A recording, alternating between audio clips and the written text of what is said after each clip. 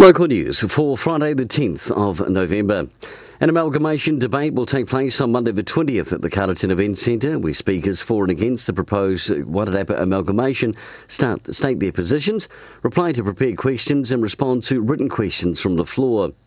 40 police staff were recognised for their achievements yesterday at the Wellington District Awards ceremony being held at the Michael Fowler Centre. 3 of those are from Wairarapa, including Senior Sergeant Mike Sutton and Sergeants Peter Ricks and Quinton Hoera. The awards handed out included long service and good conduct medals, with the ceremony attended by Deputy Commissioner Viv Rickard and Wellington District Commander and Superintendent Sam Hoyle. And in sport, rep cricket action takes place this weekend at Masterton's Queen Elizabeth Park.